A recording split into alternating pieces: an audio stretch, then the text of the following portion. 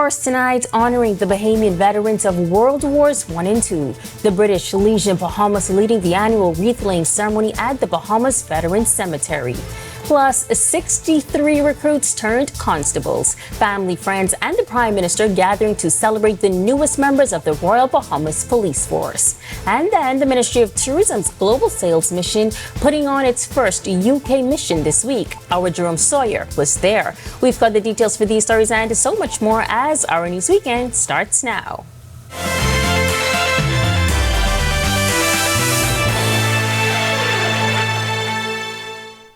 This is Our News Weekend. Thank you so much for joining us. I'm Megan Shepherd. It is a tradition that dates back some 50 years. The British Legion Bahamas holding their annual wreath-laying ceremony this morning, coming together with families to honor the legacies of Bahamian veterans of World Wars I and II. Our Danielle Miller was there. Today we gathered in remembrance as the British Legion Bahamas held a private wreath-laying ceremony for the families of fallen Bahamian war heroes right here at the Bahamas Veterans Cemetery. The organization's chairman, Adina Munro-Chalo, told me it is a tradition that she's organized for the last 18 years and one that she refuses to let fade away. It is a must because if we don't do it, everyone will forget that they exist. The annual laying of the wreaths, more than just a ceremony, but an intricate act of keeping our country's history alive. Munro-Chalo explaining the legacy of the poppy worn every November. The poppy is 104 years old, along with the British Legion as an organization. The British Legion was established internationally in 1921, 2 years after the First World War ended in 1918. British High Commissioner to the Bahamas, Smita Rossetti, also in attendance. She shared a personal connection with the families. Today has been deeply moving to be able to be here with the families who are remembering their fathers, their grandfathers. It really is, for me, just a beautiful moment to be part of and to be able to support. The late veteran, Comrade John McPhee's grave adorned with a wreath by his widow, Nellie McPhee. While recalling fond memories she has of her husband, she also admits that it's still difficult for her to visit the cemetery. He was such a beautiful husband. He used to do everything for me, everything. It's nothing I asked him to do, say he wouldn't do. And that's what I thank God for about him. Reporting for Our News, I'm Danielle Miller. Thanks so much, Danielle. Well, police are investigating a traffic fatality that occurred shortly after 6 a.m. on Friday. Officers responded to a collision involving one vehicle on Bethel Avenue off Tawny-Darling Highway. They discovered a red Nissan Note with extensive damage that had collided with a utility pole. A severely injured but responsive male was outside the vehicle. He was transported to the hospital where he later succumbed to his injuries. And a 21-year-old male that was stabbed on Thursday, October 30th, has died after being hospitalized for over a week. Police now reclassifying that incident to homicide after it was previously reported as grievous harm. On the day of the incident, police reported that several males were reportedly gathered at a location in Yellow Elder Gardens when the victim was stabbed with a sharp object. He was subsequently assisted to a police station and then transported to the hospital for medical attention. He succumbed to his injuries on Friday. A man who escaped from the lockup at the Harbor Island police station has been jailed for 1 year for the crime. Levon Nairn pleaded guilty to escape during an arraignment before Assistant Chief Magistrate Cara Turnquest DeVoe. Police alleged that Nairn and Kervin Josint broke out of the cells at the station on November 4th and caused $4,000 in damage in the process. Josint pleaded not guilty to escape and damage charges. He was denied bail. Meanwhile, Nairn has denied the damage charge. They will both stand trial on February 4th, 2026.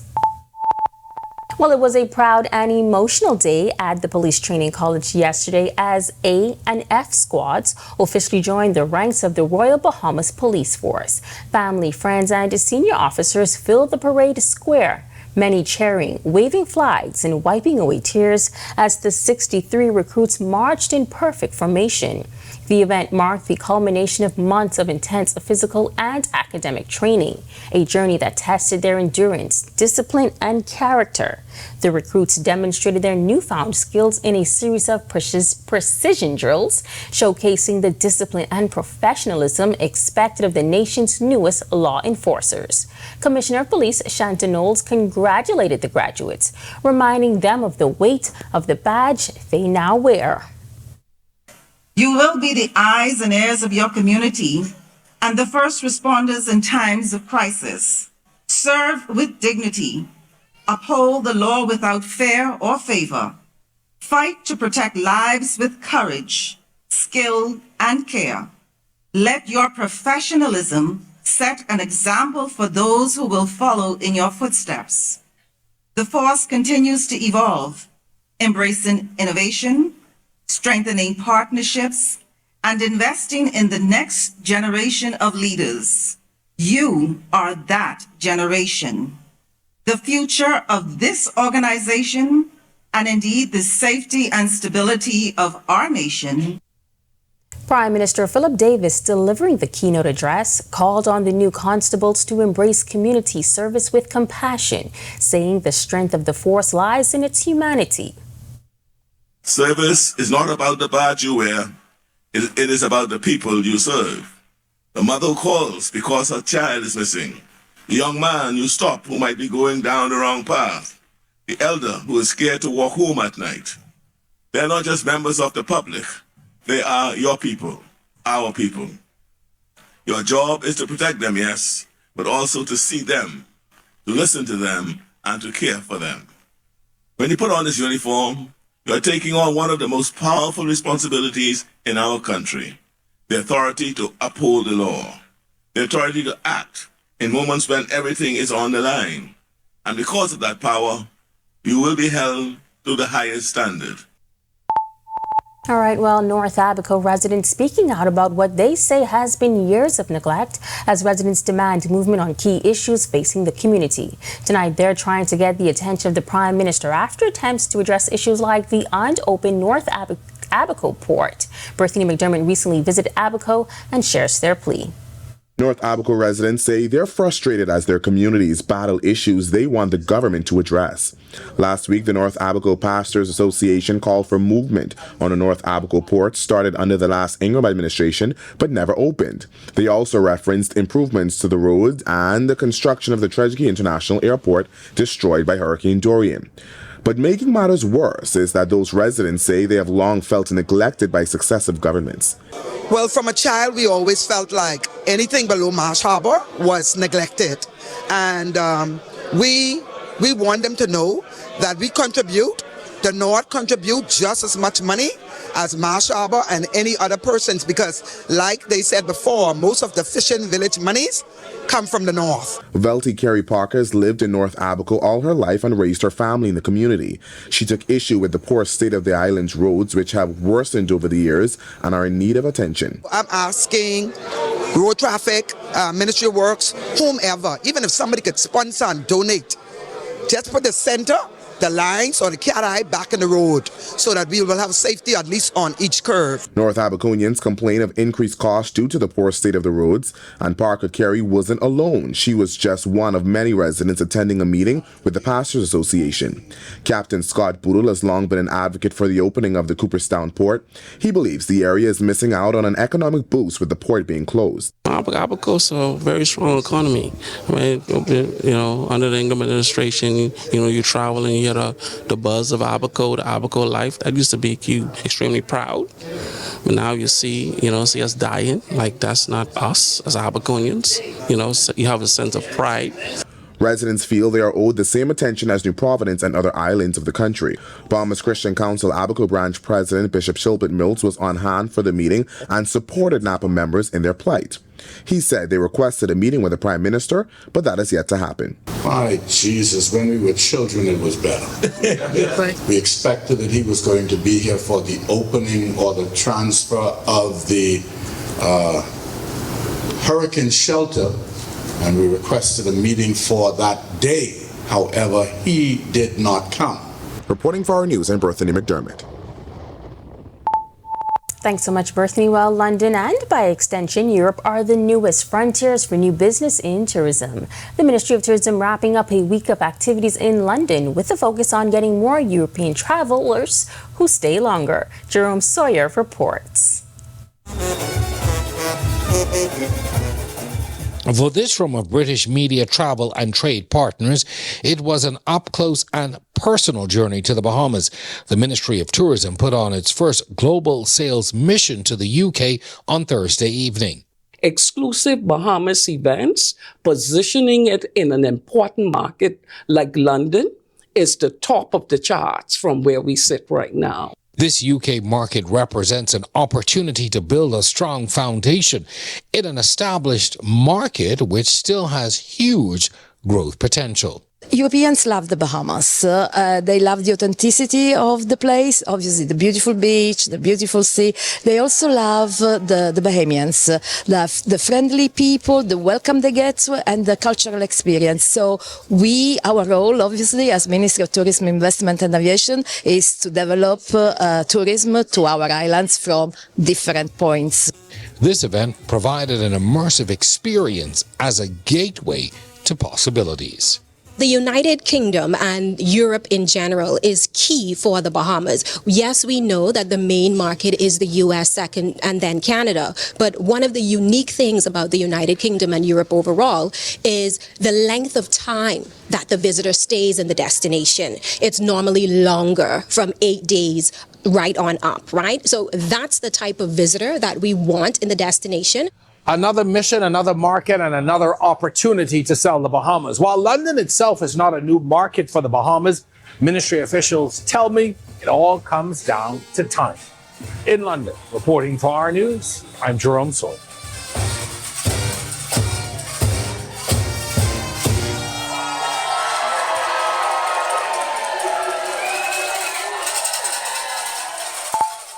All right, thanks so much, Jerome. Well, just over a week following the passing of Hurricane Melissa in Jamaica, Bahamian students currently studying at the University of the West Indies in Kingston are back in classes following an evacuation exercise by the government. Assistant Treasurer of the Bahamas Student Association, Marcos Ambrister Jr., telling Our News his home and those of his fellow Bahamian classmates sustained minimum damage. However, the reports from his Jamaican colleagues are drastically different. A lot of them have told me that the conditions that we have seen online and through videos and photos, that it's up to 3 times worse than what we're actually seeing.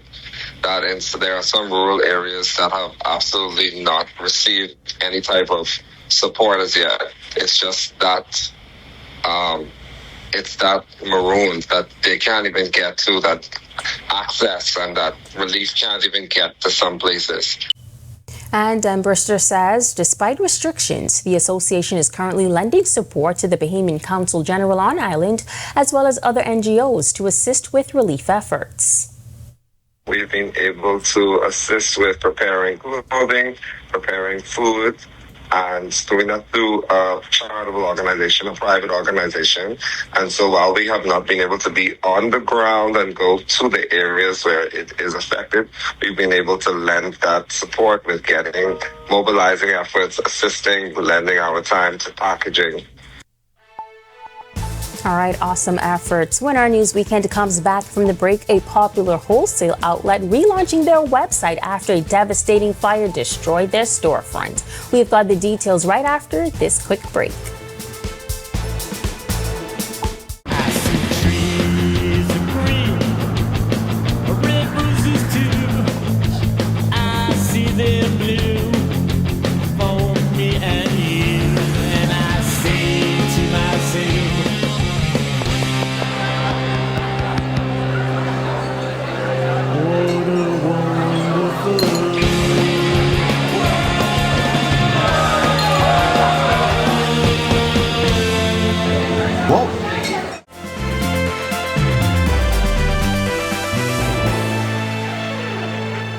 Exciting news for shoppers as popular wholesale outlet CostRight has officially relaunched their website.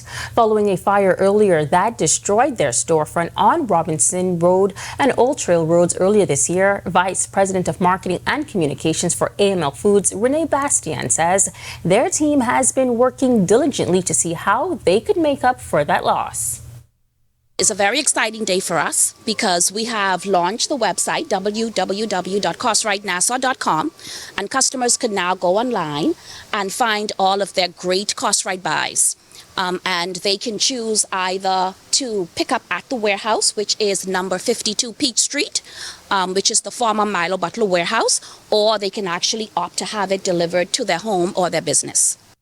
The relaunch of the website not only caters to New Providence-based customers, but also offers a layer of convenience to those living in the Family Islands. Family Island shipping is free, so Family Islanders can they can also sign up for membership online.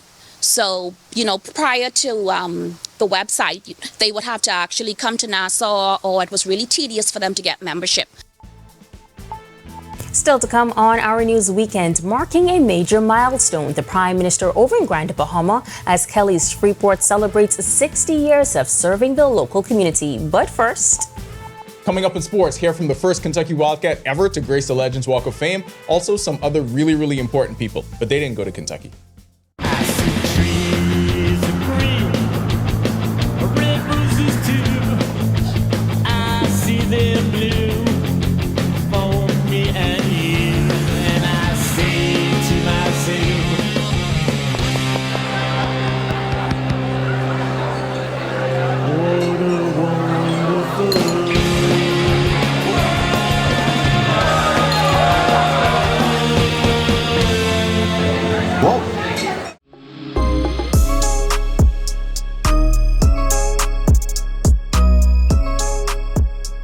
Welcome to Our Sports Weekend, presented by 10th year seniors. I'm Ronaldo Dorset. That's John Mark Nutt. Let's do show.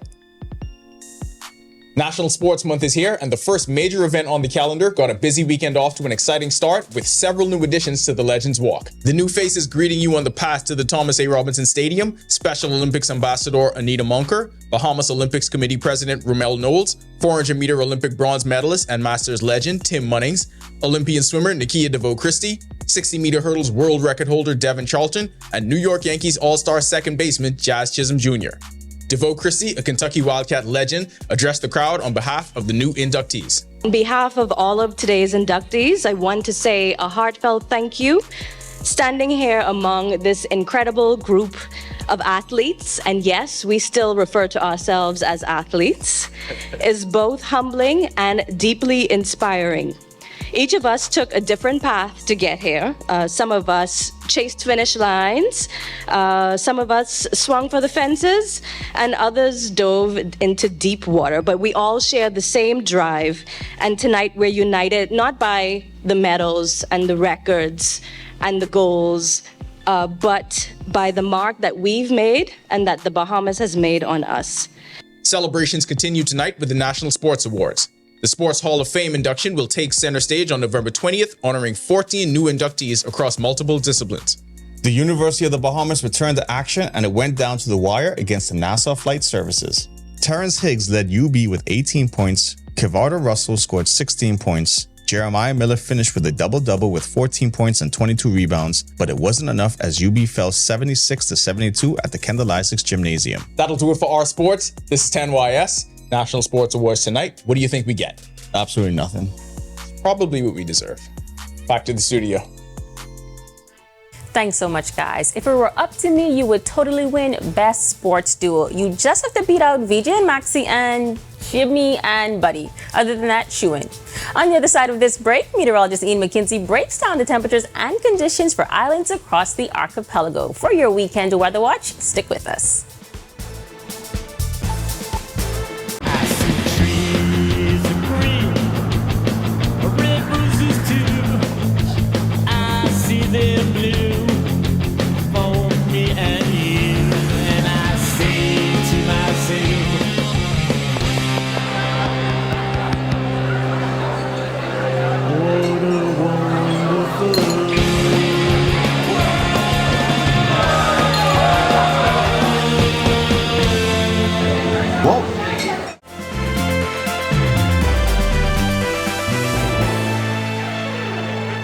Welcome back, everyone. Thanks for joining us this Saturday evening. Here's a look now at our forecast. Currently outside our studios, we're under clear skies with a temperature of 78. Feels like at 83. Winds are from the northeast at 6 miles per hour. Temperatures across the country, we have 80 in Freeport, 77 in Marsh Harbor, Great Harbor Key, and in Governor's Harbor, Eleuthera, 78 in Allenstown and the capital, and 79 in Nicholstown, Andros. Central Bahamas 79s continuing in Kemps Bay, Georgetown, and in Deadman's Key, Long Island. A pair of 78s in Black Point and Coburn Towns in Salvador. 74 in Arthurstown, 77 in Port Nelson, Rum Key. Southeast Bahamas, we have 81 in Duncantown as well as Matthewtown in Nagua. 82 in Providenciales, a pair of 80s in Colonel Hill and Abrahams Bay, Meguana. 77 in Delectable Bay, Crooked Island. Acklands, rather. Satellite and radar composite at this time. We do have a surface trough in the vicinity of the northwest and central Bahamas. This will spur up one or two isolated activity, should begin to weaken throughout the course of the night. We do have a strong cold front that should push through the northwest Bahamas sometime Monday. That should cool things down a bit. We'll tell you more of this in an extended forecast. Taking a look now at the tropics remain quiet at this time. Tropical storm formation is not expected for the next 7 days. Boarding forecast for all areas, there is a slight risk for rip currents out there. Winds east to southeast 10 to 15, falling light and variable at times. Seas 2 to 4 feet. High tide at 9:55 p.m. tonight. Low tide at 4 a.m. tomorrow morning. Here's a look at your national forecast.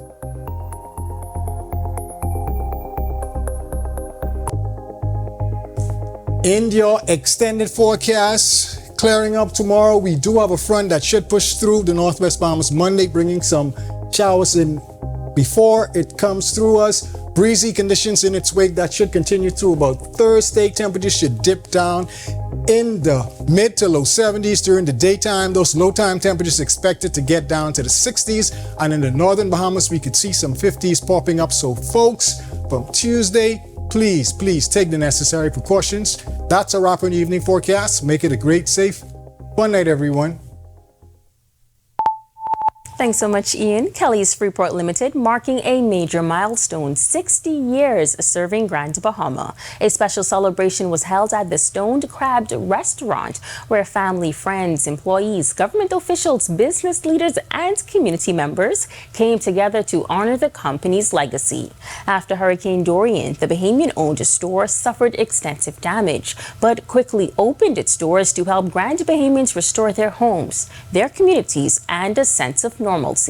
Prime Minister Philip Davis delivering remarks saying when he thinks about the story of Freeport, he also thinks about Kelly's and its resilience. Meanwhile, GBPA co-chairman Rupert Hayward noting it's been 6 decades of growth, commitment, and service from Kelly's. Kelly's has been through it all. The hurricanes, the downturns, the floods, the quiet nights when business was slow and spirit were tired. But every morning, the lights came back on, the doors opened, Bahamians showed up. And that is what I find so powerful. Kelly's never gave up on Grand Bahama, and Grand Bahama never gave up on Kelly's. It's been a vital part of community history here in Grand Bahama. When Kelly's opened its doors in the early years of Freeport's development, it did so alongside our city. Together, we have grown and thrived, sharing a legacy of progress, partnership, weathering storms, and also navigating harder times. Managing Director Lynn Lowe, who has been with Kelly's for 34 years, says the company has played a major role in shaping Freeport's landscape throughout its 6 decades. When I look back over the years, I'm filled with pride, not only in our accomplishments, but in the people who have made them possible. What started with a small lumberyard in 1965 with 20 staff has now grown to 125 dedicated team members and a retail space of over 130,000 square feet.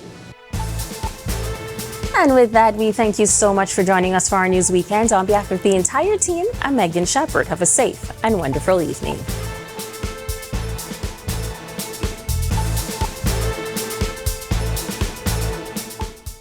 Hey Hey guys, Megan Shepherd here. Thank you so much for watching. Be sure to click that subscribe button if you want to see more content like this. Just click right over here. And don't forget to turn on your notifications so you stay up to date with content like this from the team you already trust.